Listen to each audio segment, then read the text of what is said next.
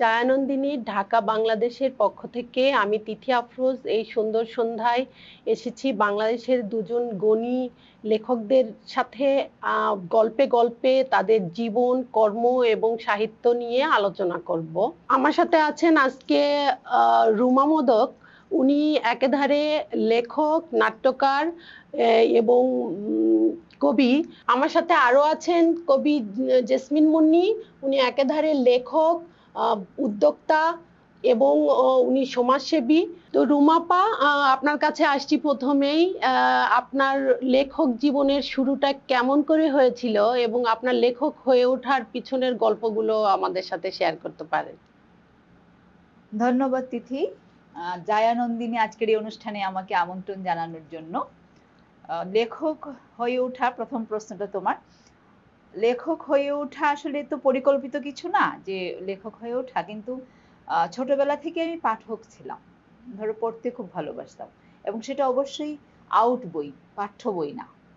তো এই যে আমাদের সময় তো এই বিষয়টা খুব ছিল, আউট বই পড়া, বইয়ের ভিতরে রেখে পড়া, লুকিয়ে পড়া, লেপের নিচে নিয়ে পড়া অনেক সময়, বা মানে এই যে আউট বই পড়ার একটা নেশা, ওখান থেকে আমাদের ঘরে একটা বিশাল মানে বইয়ের ভান্ডার ছিল। ৭১-এর মুক্তিযুদ্ধের সময় অনেক বই টই পুড়িয়ে ফেলা হয়েছে, তারপরও অনেকগুলো বই বেঁচে ছিল। আমি একটু বড় হতে হতে সেগুলো হাতে পেয়েছি। তো সেই বইগুলো পড়তে পড়তে আমার বইয়ের প্রতি একটা নেশা জন্মালো। তারপর একটা বয়সে আমার বাবা আমাকে পাবলিক লাইব্রেরির একটা কার্ড করে দিলেন। তো বার্ষিক পরীক্ষা শেষ হলে আমার বাবা পাবলিক লাইব্রেরি থেকে আমাকে বই এনে দিতেন। বলা যায় যে বিশ্ব সাহিত্যের ঠাকুরমার ঝুলি থেকে, আমাদের ঠাকুরমার ঝুলি থেকে শরৎচন্দ্র, তারপরে বিশ্ব সাহিত্যের অনেক বই আমি তখনই পড়েছি। শিশুতোষ বইগুলো বিশেষ করে, আর মানে প্রগতি প্রকাশন, রাশিয়ান বই তখন বাংলাদেশে ভীষণ রকম ভাবে আসতো। তো ওই বইগুলো পড়ে পড়ে না আমার মনে হতো যে আমি একসময় যদি এরকম লিখতে পারতাম, ওইরকম লিখতাম। তো সেই ক্ষেত্রে কি আমার লেখালেখিটা কিন্তু বেশ ছোটবেলায়, ক্লাস 5-6-এ যখন আমি পড়ি, তখন এই ছোট ছোট কবিতা লিখতাম। আমার একটা খাতা ছিল, এখানে ছোট ছোট কবিতা লিখতাম, ছড়া, পদ্যের মতো। আসলে কি রাশিয়ান সাহিত্যটা আপনাকে খুব বেশি টেনেছে ছোটবেলায়? রাশিয়ান সাহিত্য খুব বেশি টেনেছে এটা আমি বলবো না। এটা হলো কি যে রাশিয়ান সাহিত্যটা তখন অনেক সহজলভ্য ছিল আমাদের কাছে। রাশিয়ান বইগুলো আমাদের কাছে অনেক সহজলভ্য ছিল। আমরা ঘরের মধ্যে উত্তরাধিকার সূত্রে হলো যে মা পেয়েছি, ইস্পাত পেয়েছি, এই বইগুলোর মনে হয় যে সবার ঘরে ঘরে থাকতো। আমার কাছে মনে হয় যে কোনো শিক্ষিত পরিবার মানেই তার পরিবারে এই বইগুলো ছিল। উদয়ন আসতো, নারী আসতো, এই বইগুলো কিন্তু আমরা পেতাম। তো এইগুলো যে খুব টেনেছে এটা আমি বলবো না। আমরা উত্তরাধিকার সূত্রে বা এগুলো আমরা পেয়েছি হাতের কাছে, আমরা পড়েছি। তারপরে তো অনেক ধরো আমরা সত্যজিৎ রায় পড়েছি, তারপরে আমরা সুকুমার রায় পড়েছি, আমরা আরেকটু বড় হয়ে আমরা অনেক মানে বিশ্ব সাহিত্য ছাড়া যখন ভারতীয় বাংলা সাহিত্যগুলো পড়তে শুরু করেছি, আমাদের দেশের বাংলা সাহিত্যগুলো পড়তে শুরু করেছি। এই সবগুলোই আসলে ভেতরে কাজ করেছে যে যদি আমি এরকম লিখতে পারতাম। যেমন একটা বই পড়ে আমার কাছে খুব মনে হতো যে প্রদোষে প্রাকৃতজন যখন আমি পড়লাম, তখন মনে হলো এরকম একটা বই যদি আমি লিখতে পারতাম। ঠিক একই রকম ভাবে তোমার অলিক মানুষ যখন আমি পড়লাম, তখন আমার মনে হলো অলিক মানুষের মতো যদি একটা বই আমি লিখতে পারতাম।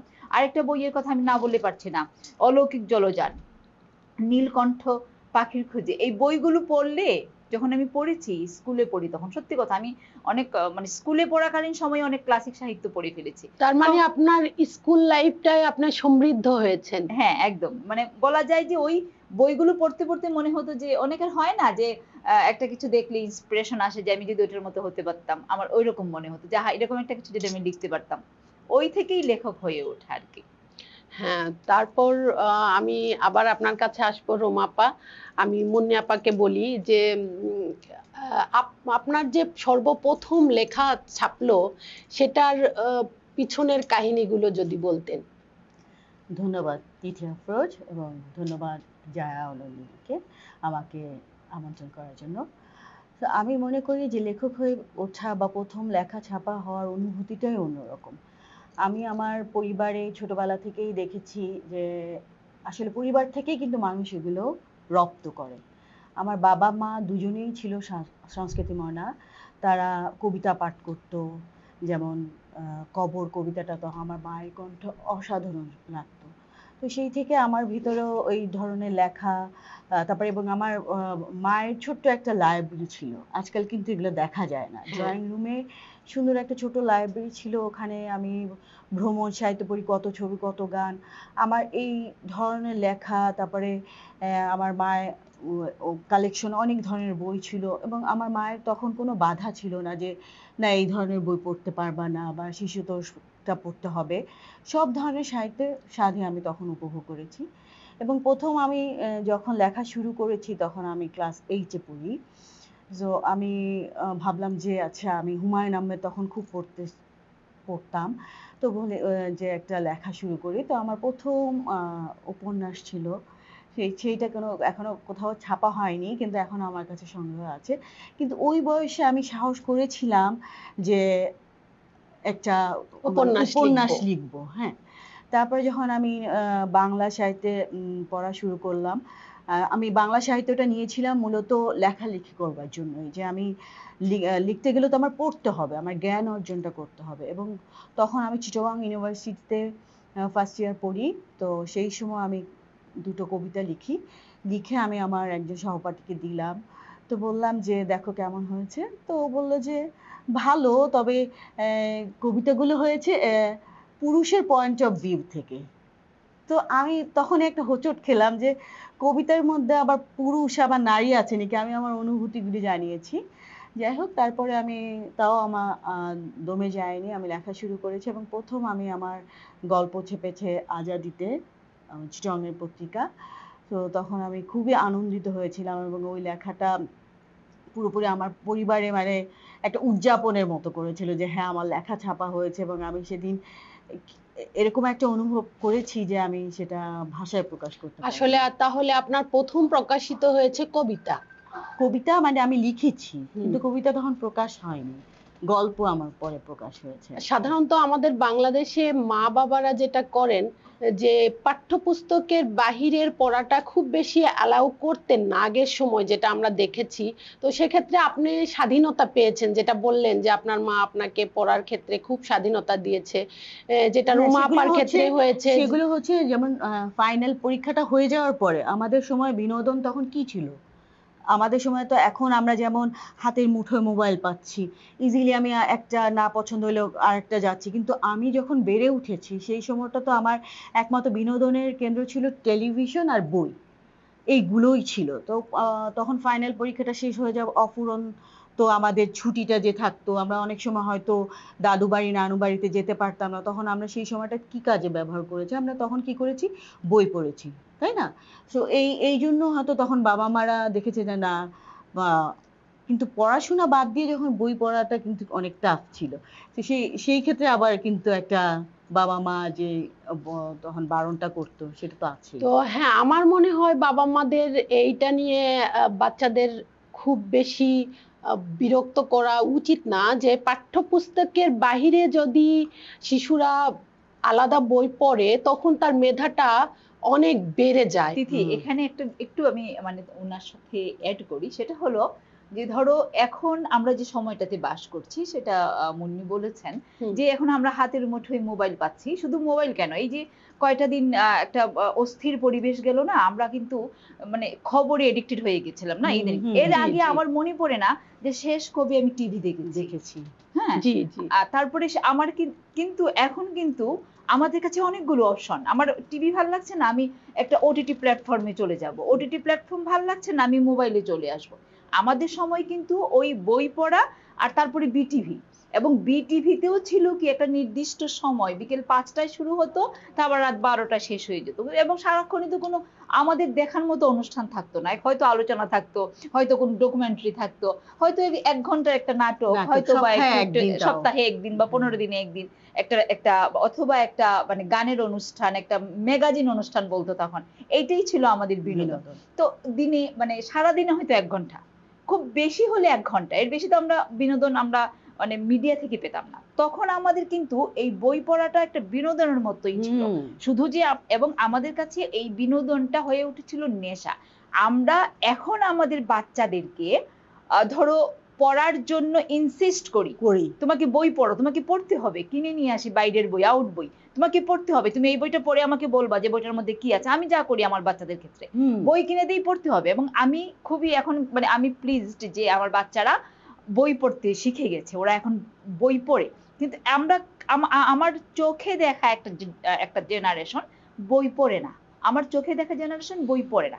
আমরা বাপ মা যারা সচেতন, আমরা বাচ্চাদেরকে ইনসিস্ট করি। কিন্তু আমাদের সময় কি ছিল, আউট বই পড়া যাবে না, লুকিয়ে পড়তে হতো। তাহলে কি সময়টা যে চেঞ্জ হয়ে গেছে, আমি তোমাকে সেটা বলছি যে তখনকার দিনে বাপ মারা আমাদেরকে বাধা দিত, আর আমরা এখন বাচ্চাদেরকে ইনসিস্ট করি তোমাদেরকে বাইরের বই পড়তে হবে। তাহলে আপা আমরা কি ধারণা করেই নিতে পারি যে আমরা আসলে আমাদের ছোটবেলায় অনেক বেশি বই পড়েছি, এজন্য আমাদের লেখক হওয়ার যে একটা আকাঙ্ক্ষা তৈরি হয়েছে, এটা কি বর্তমান প্রজন্মে কমে যাচ্ছে? তারা কি বইয়ের বাহিরে কাজ করছে বলে তাদের ওই অন্যমুখী একটা আকাঙ্ক্ষা তৈরি হচ্ছে, তারা শিল্পী অথবা অন্যরকম একটা পেশায় যাওয়ার জন্য তারা আগ্রহী হয়ে উঠছে? আমি তোমাকে বলি, ধরো এই কথাটা এই ব্যাপারে জাজমেন্টাল হয়ে এখনই শেষ কথা বলার সময় তো আসেনি, আর 10 বছর পরে হয়তো আমরা বলতে পারবো, তাই না মুন্নি?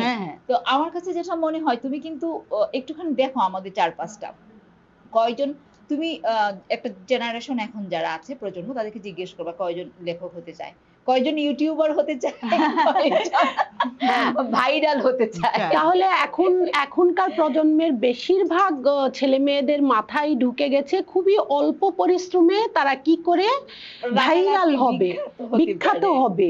তাদের মধ্যে আমি এই ক্ষেত্রে একটা কথা বলি, আমার মেয়ে ছোটটা, ও আমার থেকে লেখালেখির প্রবণতাটা ওর ভিতরে এসছে। এটা আবার এক ক্ষেত্রে সত্য না, ওরা ভার্সেটাইল, ওরা অনেক কিছু পাচ্ছে, হ্যাঁ, কিন্তু ওরা বিভিন্ন জায়গা থেকে কিন্তু জ্ঞান আহরণ করছে। ওরা যে একদম গা ভাসিয়ে দিচ্ছে তা কিন্তু না, রাতারাতি ভাইরাল হয়ে যারা যাচ্ছে তারা আবার রাতারাতি পড়েও যাচ্ছে। আমার ছোট মেয়ে, ও কিন্তু আমি দেখেছি, আমার বড় মেয়েও প্রচুর বই পড়েছে ইংলিশ, ওরা যেহেতু ইংলিশ মিডিয়ামে পড়াশোনা করেছে, প্রচুর নোবেল পড়েছে এবং সব পড়ে আমাকে আবার বলতো এটা এই ধরনের লেখক, এরা কিভাবে লেখে। তো ছোট মেয়েও অনুবাদ করেছে, জানো তো। ও আমি দেখেছি যে না, আসলে পরিবেশটাও কিন্তু অনেক ডিপেন্ড করে। জি, আমিও মনে করি সেটা, যে ওই পরিবারে আমাকে দেখেছে, ওরা আমি পড়ছি লিখছি, আমি ওদেরকে আবার পড়ে শোনাচ্ছি, দেখো তো আমি আমার মেয়ে বড়টারও মতামত নিচ্ছি, ছোটটারও মতামত নিচ্ছি, দেখো এটা আমি যদি লিখি তো আমার কেমন হবে, ওরা বলেছে হ্যাঁ ভালো। তো আমি মনে করি যে এই জেনারেশন যে আসলেই গা ভাসিয়ে দিচ্ছে ডিভাইসে, তা কিন্তু এটা জেনারেলাইজেশন করা যাবে না। সেটার ক্ষেত্রে মনে হয় আমরা মা যারা, মানে আমরা দায়িত্বটা অনেক, হ্যাঁ, আমরা মা অথবা বাবা যারা আমরা লিখি, যেটা আমাদের ক্ষেত্রে হয়েছে, আমার ছোট্ট সন্তান সবচেয়ে বেশি মোবাইল অথবা ট্যাব এটার চেয়েও বেশি তাদের কাছে বই প্রিয় হয়ে উঠেছে। আমার ছোট্ট বাচ্চা, 3 বছরের বাচ্চা, ও বইটা খুব খেলনার চেয়েও প্রিয় মনে করে। কেন? আমি নিজে বই পড়ি বলে। আমার ক্লাস 7-এ পড়া বাচ্চা, সে বিশ্বের বিখ্যাত নভেলিস্টদের নভেল পড়ে ফেলেছে অলরেডি, এবং আমাকে সেটা বর্ণনা করে শোনায়। আমি মজার গল্প বলি। আমার মেয়ে অনেক ছোট, তখন 1-2 তে পড়ে আর কি। তো কি একটা ছবি দেখছে যেন টিভিতে বসে বসে, তো টিভিতে বসে ছবি দেখছে, হিন্দি ছবি খুব সম্ভবত মনে পড়ছে আমার। তো ওইটার মধ্যে ওই মা বই পড়ছে আর কি, মা বই পড়ছে, বাচ্চারা হয়তো কোনো রকম একটা এরকম দুষ্টুমি করছে, কি যেন একটা দেখাচ্ছে। আমার মেয়ে, ওরা তো টুইনস সমান, ওরা একজন আরেকজনকে ডেকে ডেকে বলছে, ভাইয়া ভাইয়া তাড়াতাড়ি আসো, দেখে যাও মায়ের মতো বই পড়ে, মায়ের মতো বই পড়ে। তাহলে রুমাপা, আমরা যেটা আসলে সমাজে আমাদের উচিত বই পড়াটাকে একটু প্যাট্রোনাইজ করতে হয়, নিজের ঘর থেকে এটা সম্ভব। কারণ আমাদের বাচ্চাগুলো এত বেশি ডিভাইসের প্রতি অ্যাডিক্টেড হয়ে যাচ্ছে, যদিও আমাদের ঘরে না, কারণ আমরা যেহেতু বই পড়ি। যারা বই পড়ছে না, আমার মনে হয় তার বাবা মার উচিত যে ডিভাইসের প্রতি নিজেদের আগ্রহটা কমিয়ে দেয়া। আমাদের ইচ্ছে, আমাদেরই। আর তুমি আরেকটা কথা তিথি, ওই যে মুন্নি একটা কথা বলছিলেন আর কি, আমার মনে হয় এটা একটা খুব ইন্টারেস্টিং ব্যাপার, যে ওর কবিতা পড়ি ওর সহপাঠী বলছিলেন যেটা পুরুষের ভিউ থেকে দেখা। হ্যাঁ, আমার মনে হয় ভাইটাল পয়েন্ট, এটা নিয়ে আমরা আলোচনা করতে পারি। আসলে কবিতার ক্ষেত্রে, কবিতা লেখা, গল্প সব ক্ষেত্রেই, হ্যাঁ, কবিতা সাহিত্যের ক্ষেত্রে পুরুষের দৃষ্টিভঙ্গি বলে মনে হয় কিছু না। আপনার কি মনে হয়? মানে এটা আমি একটু বলি আমার অভিজ্ঞতার কথা। যে আমি যখন লিখি আমার নাটক প্রথম সেলিম আল দীন যখন পড়েন, আমার সাথে তার পরিচয় ছিল না, উনি পড়ে আমাকে কিন্তু মানে পুরুষ ভেবেছিলেন, আমি পুরুষ লেখক। এবং উনি পুরুষ লেখক ভেবে, আমার নামটা তো একটু অন্যরকম, টাইটেলটা একটু আনকমন, তখনও তো লেখক হিসেবে পরিচিত হইনি, কেউ আমাকে তখনও চিনে না। তো উনি নামটা পড়ে আমাকে পুরুষ ভেবেছিলেন। তো তখন মাত্র মোবাইল ফোনগুলো আমাদের হাতে এসছে, সরি, মোবাইল ফোনগুলো আমাদের হাতে এসছে তখন, ওই যে ছোট ছোট নোকিয়ার বাটন ফোনগুলো। একদিন একটা আননোন নাম্বার থেকে ফোন, তো আমি ফোনটা ধরে দেখি বলছে আমি ডক্টর সেলিম আল দীন বলছি। আমি তো একেবারে বিছানা থেকে লাফ দিয়ে উঠছি। তারপরে বলে যে হ্যাঁ আপনি কে বলছেন? আমি বলছি আমি রুমা মোদক। ও আচ্ছা, রুমা মোদক, আমি তো ভাবছিলাম ওইটা কোনো পুরুষ মানুষ লেখা, আপনার লেখা পড়ে আমি ভেবেছিলাম।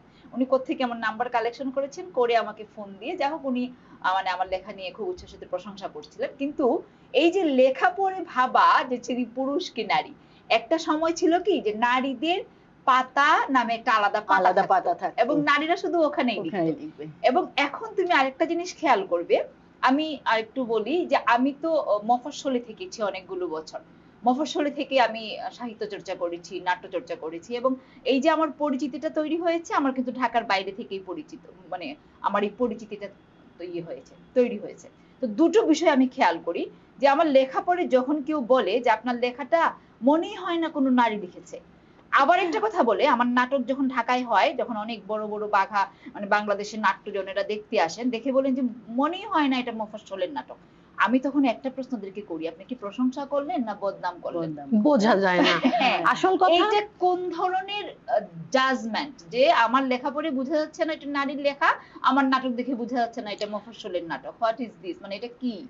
তার মানে কি আপা, আপনাদের মনে হয় না যে আমরা নারী লেখকরা অনেক ক্ষেত্রে একটা সমালোচনার মধ্যে পড়ি, যে পাঠকরা মাইন্ডসেট নিয়ে পড়তে বসে, ও মেয়ে মানুষ কি আর লিখবে, ঠিক বলে, ভালো লিখতে পারবে না, তার লেখার কি হবে? যখন তারা দেখে যে না, তাদের আশা কি আমাদের লেখাগুলো ছাপিয়ে গেছে, তখন তারা এই কথাটা বলে, আপনার লেখা পড়ে তো মনেই হয় না কোনো মেয়ে লিখেছে। তিথি যখন আমি চিটাগাং এ আমার লেখাটা ছাপার কথা বললো, তো বললো যে তাহলে কি আমি তোমার আজাদিতে নারী পাতাতে লিখবো, দিব গল্পটা। আমি বলছি নারী পাতা কেন, নারী পাতা না। তখন তখন বললে আচ্ছা ঠিক আছে। আমি বলছি না, সাহিত্য পাতায় যদি আমার এটা ছাপা হওয়ার মতো থাকে তাহলে আমি সাহিত্য পাতায় ছাপবেন, নারী পাতায় আমি কখনো কোনো লেখা এখনো পর্যন্ত ছাপিনি, ছাপাও হয়নি।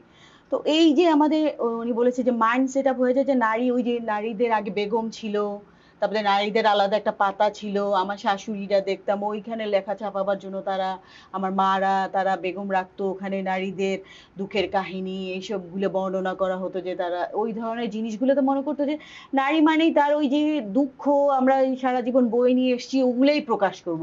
কিন্তু নারীও যে একটা তার অনুভূতি, তার সেক্সুয়াল ফিলিংস, তার যে একটা অনুভূতি হচ্ছে, তার যে একটা ভালো লাগা মন্দ লাগা, এই জিনিসগুলি প্রকাশ করে সাহিত্যে। তখন হয়তো পুরুষ লেখকরা তখনই ভাবে যে একটা নারী এগুলো লিখতে পারে, এত সাহসিকতা দেখিয়েছে সে। আসলে কি আমরা এইটাই যে আমাদের ওই ধারণা থেকে বের হয়ে আসতে হবে। আরেকটা ব্যাপারও থাকে মুন্নি, সেটা আপনি স্বীকার করবেন, যে আমাদের মা শাশুড়ি বা খালারা যারা ছিলেন, তাদের যে জীবন ছিল, তাদের জীবন আপনার জীবন আমার জীবন কিন্তু এক না, একদম আলাদা। হয়তো চার দেয়ালের ভিতরে বন্দি থেকে একটা সাংসারিক জীবন কাটিয়েছেন, আমরা কিন্তু ঘর থেকে বের হয়ে এসেছি। একটা জিনিস আগে বলতো কি, যে পুরুষদের যে অভিজ্ঞতা, সেই অভিজ্ঞতাটা আমাদের নেই। এখন কিন্তু এই কথাটা বলা যায় না, সুযোগ নেই। আচ্ছা, আপনাদের কি মনে হয় যে আমরা পুরুষ লেখকদের যে পিছায় আছি, তারা যেটা বলে? একদমই না, অনেক পুরুষদের শুনতে শুনেছি। করব না, এই সময়ের একজন উল্লেখযোগ্য সাহিত্যিক, পুরুষ সাহিত্যিক আমাকে বলেন, মানে উনি প্রায়ই বলেন, এই পুরুষদের মধ্যে এখন কে লেখে রে? আমি তো কোনো পুরুষদের মধ্যে এখন লেখক দেখি না, লিখছে তো নারীরাই। তাহলে নারীরা আমরা নারীরা সব ক্ষেত্রে পুরুষদের ছাড়িয়ে গেছি, অথবা তাদের সমকক্ষ হয়ে কাজ করছি। এটা আপনাদের কিভাবে দেখেন আপনারা? ঈদ সংখ্যা যদি একটা সংকলন হয়, বাংলাদেশের সাহিত্যের প্রতিনিধিত্বশীল সংকলন, তাহলে তুমি একটুখানি খেয়াল করবে ওইখানে কবিতা বলো, গল্প বলো, প্রবন্ধ বলো, কয়জন নারীর যাচ্ছে, কয়জন পুরুষের যাচ্ছে, বেশি না হলেও একদম সমানে সমানে যাচ্ছে। তো পিছিয়ে থাকা আছি কথাটা বলার এখন কোনো সুযোগই নেই। সুযোগ নাই। তাহলে মুন্নি আপা, আপনার কি মনে হয় যে আমরা কি পিছিয়ে আছি পুরুষদের তুলনায় লেখক হিসেবে, অথবা সামাজিক কর্মকাণ্ডের দিক থেকে আমরা কত দূর এগিয়েছি? আমি আপনার তো কি মনে হয়? এই পিছিয়ে থাকাটার পক্ষেই না। আর এই যে নারী পুরুষ সামনে থাকা পিছিয়ে থাকা এটা কোনো না, যে যার মতো করে লিখে সে তার যোগ্যতা নিজেই প্রমাণ করবে। ওকে, এখন আমরা যুগ দেখছি, আমাদের যুগের থেকেই আমরা দেখেছি যে না, এই কম্পিটিশন তখন থেকেই আস্তে আস্তে বন্ধ হওয়া শুরু হয়েছে। এখন এই জেনারেশন তুমি দেখো, এই যে আজকে রাস্তার মধ্যে যে যারা নেমেছে, এখানে কি তুমি কোনো দেখেছো যে শুধু ছেলেরা নেমেছে, মেয়েরা ছিল না? আমি যদি সমানভাবে এইটা, আমি এই যে গণ অভ্যুত্থানটা হলো, এখানে তো আমি দেখি যে মেয়েরা বরঞ্চ আরো এগিয়ে আছে। তো এই আমি বলবো যে এই যে জেন্ডার ইকুয়েশন, কম্পেয়ার করা, জেন্ডার ইয়া করে যে মানুষকে একটা কোণ ঠাসা করে রাখা, যে তুমি নারী, তুমি নারী, নারীদের জন্য এটা হবে আর পুরুষদের জন্য এটা হবে, আমি এটা। তাহলে কি আমাদের উচিত না বর্তমানে নারী পুরুষ এই কম্পেয়ার না করে আমরা সবাই মানুষ, যার যার মতো আমরা কাজ করে আচ্ছা মুন্নি আপা, তাহলে লেখার পাশাপাশি আপনি একজন নারী হিসেবে আর কিরকম কাজের সাথে সমাজে জড়িত আছেন, বা সমাজ সেবামূলক কি কি কাজ করেন যদি বলতেন? হ্যাঁ, দীর্ঘ সময় ধরে তো আমি লেখালেখি করেছি, তার পাশাপাশি আমি একজন শিক্ষক।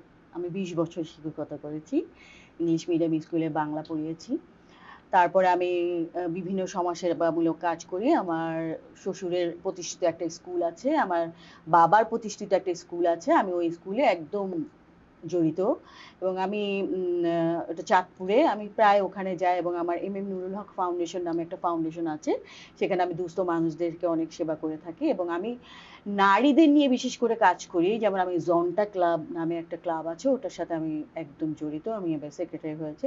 তো আমি ওখানে দেখেছি যে নারী উন্নয়নের ক্ষেত্রে আসলে আমাদের কি করতে হবে, সেই ধরনের জিনিসগুলোকে আমি সচেতন করার চেষ্টা করেছি। যেমন আমরা নারী সম অধিকার বললেই কিন্তু হবে না, নারী যতক্ষণ না পর্যন্ত অর্থনৈতিকভাবে সমৃদ্ধ হবে ততক্ষণ কিন্তু একজন নারী সামনের দিকে এগিয়ে আসতে হবে না। যতক্ষণ পর্যন্ত একটা নারী অর্থনৈতিক এবং সমৃদ্ধ না হবে, শিক্ষাগত যোগ্যতায় সে যদি নিজেকে এস্টাবলিশ না করে, ততক্ষণ হবে না। যেমন একটা নারী, এখনো চাইল্ড ম্যারেজ আমাদের দেশে প্রচলিত আছে, বাল্য বিবাহ। এখনো আমরা জলবায়ুতে আমরা কিভাবে নারীরা অংশগ্রহণ করতে পারে এবং নারী ক্ষমতায়ন, এই জিনিসগুলো নিয়ে আমি প্রচুর কাজ করেছি এবং করতে খুব পছন্দ করি। সেজন্য আরো আমি এখন একটা ব্যবসার সাথে জড়িত আছি, যেমন একটা আমার নিজস্ব একটা রেস্টুরেন্ট আছে। তো সেই ধরনের জিনিসগুলোতে আমি নিজেকে ওতপ্রোত জড়িয়ে রাখার চেষ্টা করি। তো এই তো এই তাহলে আপা এটাই বোঝা যায় যে আপনি একজন লেখকই শুধু না, সমাজ সেবা করছেন, শিক্ষকতা করছেন, অর্থনৈতিকভাবে আপনার রেস্টুরেন্ট চালাচ্ছেন।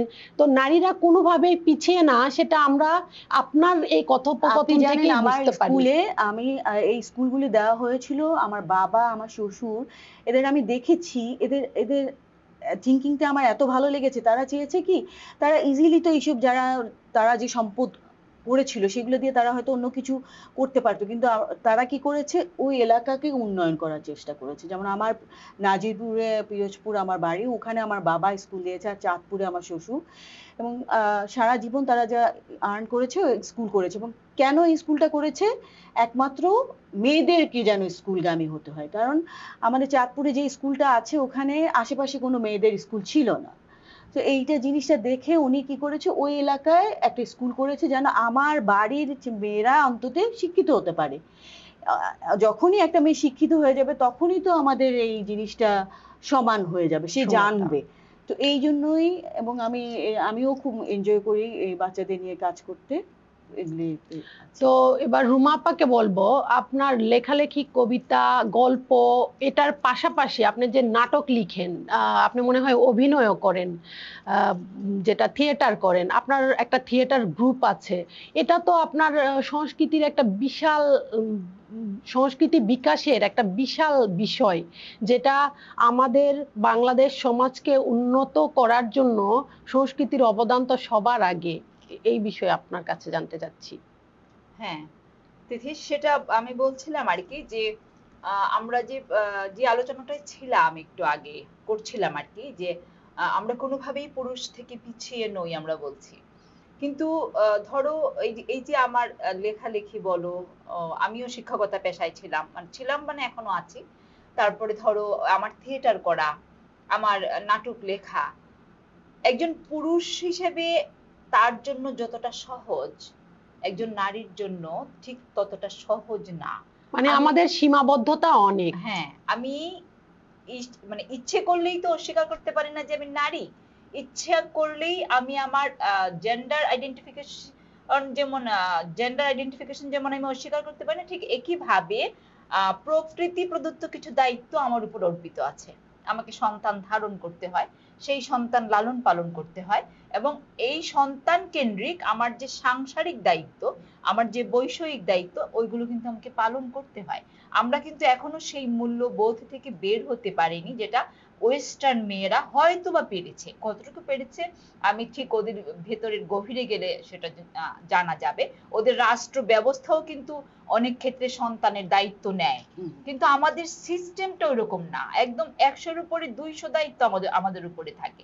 উনি শ্বশুর বাড়ির কথা বলছেন, বাবার বাড়ির কথা বলছেন, আমি একটা কথা কি বলি শোনো, যে আমি যে একজন নারী, আমাকে আমার বিয়ের পরে যে পরিবারটাতে আমি গেলাম, আমি লিখতে পারবো কি পারবো না, আমি নাটক করতে পারবো কি পারবো না, সেটা কিন্তু আমার ইচ্ছের উপরে নির্ভর করে না। আমার শ্বশুর বাড়ির পরিবার আমাকে দেবে কি দেবে না, এইটার উপরে নির্ভর করে।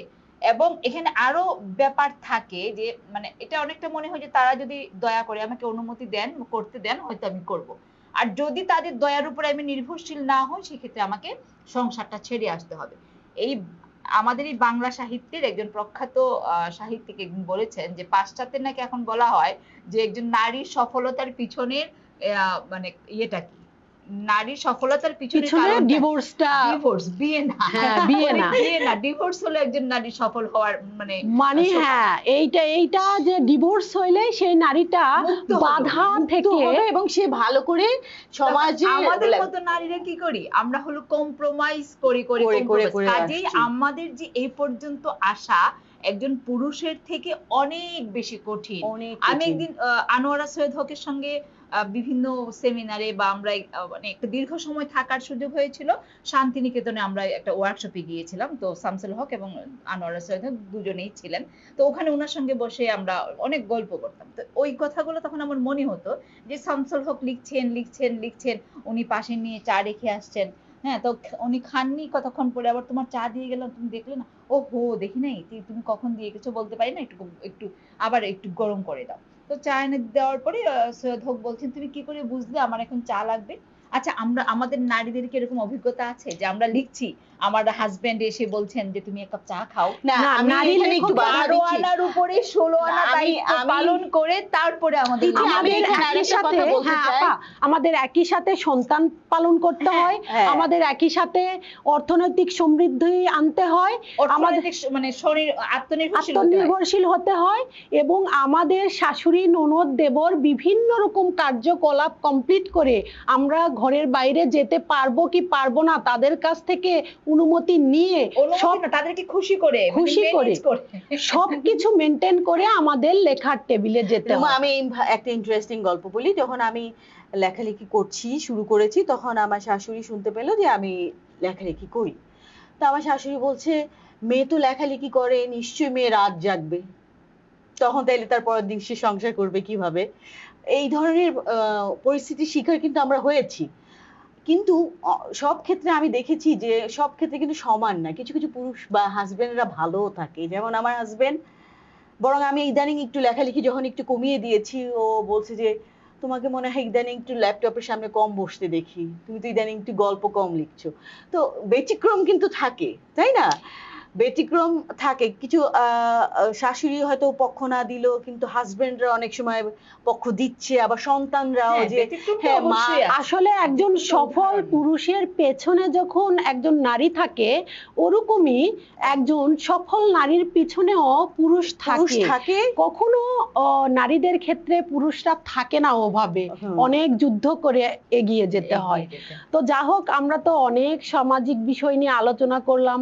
আপা, আপনার যদি গল্প অথবা কবিতার কিছু চুম্বক পয়েন্ট আমাদের শুনাইতেন আমাদের ভালো লাগতো আমাদের দর্শকের উদ্দেশ্যে। আমি আমার গল্প থেকে একটু পড়ছি আর কি, একটু অংশ। গল্পটির নাম হলো সিন্ডারেলা একটি বিকেলের নাম। ব্যস্ততা ফুরিয়ে ক্লান্ত হয়ে যাওয়া এই বিকেলবেলা মা বারবার ফোন দিচ্ছেন। কেন? মা তো আমার বাসায় ফেরার সময়টা জানেন, তবু বারবার ফোন দিচ্ছেন। কেন দিচ্ছেন? আমার একটু সন্দেহ হলেও ফোন রিসিভ করি না। আমি এক্ষুনি বের হব। বিকেলবেলা অফিস থেকে বেরিয়ে যাবার মুহূর্তে কোনো ফোন কল এলে সেটাকে ভোর রাতে লোভাতুর শেষ ঘুমে ব্যাঘাতের মতো মনে হয়। ভীষণ বিরক্তিকর। সবকিছু গোছানো শেষে শেষবারের মতো সবকিছু চেক করে নেওয়া, ঠিকঠাক কম্পিউটার অফ হলো কিনা, ড্রয়ারের লকগুলো লাগাতে কোনো ভুল হলো কিনা ইত্যাদি। বন্ধ কাচের দরজা গলে ভেতরে ঢুকে পড়া বাইরের বাসামুখী ব্যস্ত গাড়ির সারিবদ্ধ দৃশ্য বের হওয়ার তাড়াকে আরো অস্থির করে তোলে এ সময়। নিজের গাড়ির ড্রাইভারও কানে মোবাইল লাগিয়ে এদিক সেদিক হাঁটাহাঁটি করছে। এই হাঁটাহাঁটি দুটো মানে, সে প্রস্তুত আছে আর তারও ছুটির তাড়া আছে। বিকেল একটা অসহ্য সময়, বাধ্য হয়ে বাথরুম চেপে রাখার মতো। সারাদিন কম্পিউটার স্ক্রিন থেকে চোখ ফেরাতে না পারা ছেঁচড় ক্লান্তিতে শরীর মন দুই যখন অবসন্নতায় নেতিয়ে যায়, বয়ামে পড়ে থাকা শেষ বিস্কুটটির মতো, আর ভাল লাগে না তখন। তবু কাজগুলো শেষ করতে হয়। তখন কারো ভালো কথা শুনতেও বিরক্ত লাগে। আমরা রুমা আপার সুন্দর গল্পের অংশবিশেষ শুনলাম। আমার একটা কবিতা এরকম আছে: গুচ্ছ গুচ্ছ জীবন উছলে পড়ে জীবনের উপরে, সহস্র তপ্ত পথের কিনারে বর্ণিল ছায়া উড়ে আসে আকাশে, এখানে নক্ষত্ররাজি, এখানে আত্মার বিনিময়, ঝরে পড়ে প্রশান্তির ঘ্রাণ। তো আপা, আপনার কাছে আসি। যে মানুষের জীবনের যে প্রশান্তি, এটা একজন লেখকের কি আসলে হয়? আমাদের প্রশান্তি কাজ করে? প্রশান্তি বলে তো আসলে কিছুই নেই। আমার মনে হবে আজকে এই কাজটা করলে প্রশান্তি, পরবর্তীতে আমার নতুন আর একটা কাজের জন্য তাড়া দিবে, মনে হবে ওটা শেষ করতে পারলে প্রশান্তি। তো আমি মনে করি এটা একটা ইনফিনিটির মতো, শেষ নেই এটা। আপনার কোনো একটা কবিতা অথবা গল্পের অংশবিশেষ আমাদের শোনাইতে পারেন, যেখানে প্রশান্তি, প্রেম, ভালো লাগা, ভালোবাসা আমরা অবশ্যই, খুঁজে পাই? অবশ্যই। আমার এই বইটা বেরিয়েছে এবার বইমেলায়, যা কিছু শেখার থাকে প্রণয়ে, বিচ্ছেদে ও বেদনা। আমি এখান থেকে একটু অংশ পড়ে শোনাচ্ছি। যেখানে একটা মেয়ে একটা হিন্দু বিধবাকে ভালোবেসেছিল মুসলিম এক পুরুষ। সো সেই পরিস্থিতিতে লেখা আমার এই গল্পটার নাম হচ্ছে জগৎ তারার প্রেম। তো এটা আমি আমার নানুর কাছে শুনেছিলাম। আমার নানুর কাছ থেকেই আমি কিন্তু অনেক গল্প জেনেছি, যে এইটা নিয়ে একটা আমাদের ওই এলাকাতে একটা হিন্দু মুসলিম দাঙ্গা হয়েছিল। এই ওটা আমি ওনার কাছে শুনে আমি গল্পটা লেখার চেষ্টা করি। হ্যাঁ, আপনি সারমর্মটা বললেই বরং ভালো। না না, আমি একটু পড়ে শোনাই, একটু শোনাই। অমাবস্যারও যে রূপ আছে আমার তা জানা ছিল না। জগৎ তারার রূপ ছিল নিকষ কালো অমাবস্যার রাইতের লাহান, পা পর্যন্ত চুল অজগরের মতো পেঁচাইয়া রাখত মাকড়সার মতো চিকন কোমর। 11 হাত শাড়িতে তার 16 বছরের প্রমুক্ত যৌবন উসলাইয়া পড়ত। আন্ধার রাইতে তার রূপ তারার মতো জলজল করত বইলা বড় কাকা সুভাষ দত্ত নাম রাখছিল জগৎ তারা। সবাই কইতো ভগবান ভুল কইরা দত্ত বাড়িতে একখান দেবী পাঠাইছে। সে যখন দেবী, সবার ভালোবাসা তো সে পাইবে। জগতের সবকিছুর সাথে তার ভালোবাসা, গভীর প্রেম। তার প্রেম ছিল গাছের লগে, ফুলের লগে, নয়নতারা ফুলের লগে, হাসনায়না ফুলের সুবাসের লগে, বুলবুলি শালিকের লগে। বাড়ির পোষ্য হাঁস, মুরগি, বেড়াল, কুকুর তার একনিষ্ঠ ভক্ত। ওই মধুমতি নদী লগে তার আজন্ম প্রেম। বাড়ির বর্দা, মেজদা, কাকিমা, পিসি সবার সে নয়নের মণি। সেই জগৎ তারার ভাগ্যে এই ছিল তাকে জানতো। ঘটা কইরা জমিদার বাড়ির বউ সাজাইয়া মধুমতিতে বজরায় শঙ্খ বাজাইয়া বিদায় দেয়। কখনো কেউ ভাবে নাই কি হতে পারে তার ভাগ্যে। বছর না ঘুরতেই সেবার দত্ত বাড়িতে আবারও বিয়ের আয়োজন। দত্ত বাড়ির বড় ছেলে সুভাষ দত্তের বড় ছেলে বিয়া বলিয়া কথা, কলিকাতা থেকে বউ আনতিছে বইলা বাড়ির ঘর ঠিকঠাক করার হুকুম দেয় বড় বাবু। সেই উপলক্ষে ঘরামির দায়িত্ব পাইছে এন্তাজ মোল্লা। এন্তাজ মোল্লা ছিল অত্র এলাকার বড় ঘরামি। তার বাড়ি ছিল মাহুতকান্দা গ্রামে। দত্তবাড়ির বিশাল উঠানে তিনটা দোতলা ঘর দেখে এন্তাজ মোল্লা কয়, মাসখানেক আগে কাজ শেষ করা দেয়। শ্রাবণ মাসের সকালে এন্তাজ মোল্লা কাজ শুরু করলে একখান পানসি নাও আইসা থামে দত্তবাড়ির ঘাটে। হাতে শাখা নাই, সিঁথিতে সিঁদুর নাই, কপালে টিপ নাই, পায়ে আলতা নাই, চোখে কাজল নাই, গলার হার নাই, কানে তারঙ্গ নাই, চুলে খোপা ঘোড়া চূড়া নাই, হাতে বাহুতে গলায় মাথায় নাই সোনার মণিমুক্তা, শুধু পরনে একখান দুধ সাদা শাড়ি। সেই দৃশ্য দেইখা স্নানরত রঞ্জিত দত্ত গগন ফাটাইয়া চিৎকার দেয়, হায় ভগবান, এ কোন পাপের শাস্তি তুমি আমারে দিলা? এই দৃশ্য দেখার আগে তুমি উঠাইয়া নেলা না কেন? আমরা চমৎকার মুন্নি আপার গল্প শুনছিলাম মুগ্ধ হয়ে। তো গল্পের মধ্যে দিয়ে আমরা যেই জিনিসটা অনুরণন কল্পনা করলাম যে লেখক মনে আসলে প্রেম থাকতে হয়, অসম্ভব রকমের প্রেম থাকতে হয়। রুমাপা, প্রেমকে আপনি কিভাবে ব্যাখ্যা করেন? আপনার দৃষ্টিতে প্রেম এবং ভালোবাসা পার্থক্য আছে না একই বিষয়? না, প্রেম এবং ভালোবাসা দুটো আমার কাছে অবশ্যই আলাদা বিষয়। প্রেমে হলো পড়তে হয় না, প্রেমে পড়তে হয় এবং সেটার উপর আমাদের কোনো নিয়ন্ত্রণ থাকে না। আর ভালো আমি যে কোনো কিছুকে বাসতে পারি, ধরো এই বইটাকে আমি ভালোবাসতে পারি, আমার এই মোবাইলটাকে আমি ভালোবাসতে পারি, এই সময়টুকু আমরা কাটাচ্ছি, এই সময়টুকুকে আমি ভালোবাসতে পারি। আর প্রেমে আসলে পড়তে হয় এবং এখানে কারো কোনো নিয়ন্ত্রণ থাকে না। ওটা কোত্থেকে আসে ভেতরে ওইটাও বলা যায় না। আর আমার কাছে মনে হয় যে এই যে প্রেমে পড়ার অনুভূতিটা পৃথিবীর সবচেয়ে বিরলতম এবং শুদ্ধতম অনুভূতি। তাহলে কি আপা, হতে পারে মানুষ ভুল, হতে পারে সময় ভুল, হতে পারে আমি ভুল মানুষকে ভালোবেসেছি, কিন্তু আমার ভেতরে যে অনুভূতিটা জাগ্রত হলো, আমার ভেতরে যে শিহরণটুকু তৈরি হলো, আমার ভেতরে যে আকুলতা এবং তার প্রতি একটা মোহ তৈরি হলো, এগুলো তো ভুল না। মানুষ তখনই মানুষ হয় যখন সে প্রেমে পড়ে। জৈবিক সম্পর্ক তো প্রাণী জগতের সব প্রাণীর মধ্যে হয়, কিন্তু শুধুমাত্র মানুষ প্রেমে পড়ে। কাজেই আমি মনে করি যে মানুষ যে মানুষ হয়েছে, মানুষ যে মানবিক হয়েছে, সেই শুদ্ধতম প্রকাশ হলো প্রেম। আসলে মানুষ মানবিক হয় তখনই যার ভিতরে প্রেম প্রেম জাগ্রত হয়। জাগ্রত থাকে। তাহলে কি আপা, আপনি কি বারবার প্রেমে পড়েছেন না জীবনে একবার প্রেমে না, পড়েছিলেন? বারবার মানুষ প্রেমে পড়তে পারে, বারবারই মানুষ প্রেমে পড়তে পারে এবং সেটা দোষেরও কিছু না, ভুলের কিছু না। আমরা কিছু মূল্যবোধ দিয়ে আটকিয়ে দেই, কিছু দেশীয় ভাব বা ধারণা এটার উপরে চাপিয়ে দেই। মানুষের মনটা তো আর এরকম না যে আমাকে ধর্মগ্রন্থের মতো একটা বিষয়ে আবদ্ধ থাকতে হবে। মানুষ বিভিন্ন মানে প্রেমে পড়তেই পারে, বারবার পড়তে পারে, এবং বিয়ের সাথেও প্রেমের কোনো সম্পর্ক নেই আমি মনে করি। এখন আমি বারবার প্রেমে পড়েছি কিনা বিষয়টা হলো এরকম যে আহ প্রেমে পড়ার প্রাথমিক শর্ত হলো মুগ্ধতা, প্রেমে পড়ার প্রাথমিক শর্ত হলো অন্ধতা। তার প্রতি আমাকে অন্ধ হতে হবে, তার প্রতি আমাকে মুগ্ধ হতে হবে। সত্যি কথা বলি তিথি, আমি মানে এখনো পর্যন্ত জীবনে একবার একজনের প্রতি অন্ধ হয়েছিলাম, আর বিশ্বাস করো কারোর প্রতি অন্ধ হতে পারি না। হ্যাঁ, তার মানে বারবার প্রেমে পড়লেও একটা স্পেশাল জায়গা থাকে যেখানে মানুষ অন্ধ হয়ে যায়। সেই একদম, অন্ধত্ব তার কোনো থেকে দোষ তখন চোখে পড়বে না। আজন্ম একটা অন্ধ রোগ, যেটা আমার কবিতায় আছে। তো মুন্নি আপার ক্ষেত্রে এরকম কি প্রেমে পড়ে অন্ধ হয়ে গিয়েছিলেন কখনো? অবশ্যই অনেকবার প্রেমে পড়েছি আমি। আমি মনে করি যে জীবনেই যখন যার প্রেমে পড়েছি মনে হয়েছে যে আমি আমি আর জীবনে প্রেমে পড়বো না, এই আমার জীবনের সব শেষ। কিন্তু আবার দেখা গিয়েছে যে আমি প্রেমে পড়েছি, ওই যে মুগ্ধতা তখন সৃষ্টি হয়েছে, সেটা একটা সেই মুগ্ধতা আমার একটা ছাত্রের প্রতিও আমার হতে পারে, আবার আমার একজন শিক্ষকের প্রতি হতে পারে। এরকম বহুবার হয়েছে আমাদের। দেখা গেছে যে আমরা যখন এমনও হয়েছে যে একটা ছাত্র দেখে পড়াচ্ছি, তখন হয়তো এত মুগ্ধ হয়ে গেলাম, তখন আমার ভিতরে কেমন একটা অনুভূতি হয়ে গেল।